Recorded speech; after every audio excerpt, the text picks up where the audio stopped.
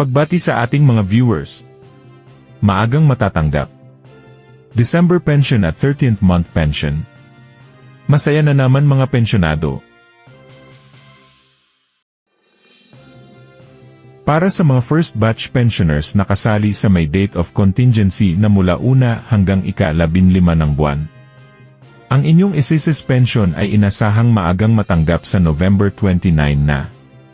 Ito ay dahil ang original schedule na first day of the month na December 1 ay tumapat sa araw ng linggo. At ayon sa SSS Circular, kapag ang original schedule ay tumapat sa araw ng Sabado, Linggo o holiday, ito ay abante sa isang regular working day bago ang original na petsa. Hindi rin ito abante sa November 30 dahil iyon ay isang holiday at araw din ng Sabado. Kaya November 29 natin ito maabangan. Ang second batch naman ng SSS pensioners.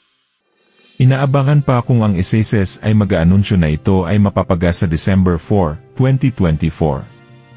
Abang-abangan natin kung may lalabas na official advisory dahil sa ngayon wala pa. Klarifikasyon din. Tanging monthly pension at 13-month pension lang ang inaabangan. Hindi pa nagpapatupad ng pension increase ang SSS. Muli, ito ang Senior Balita naghahatid sa inyo ng makabuluhang balita at totoong impormasyon.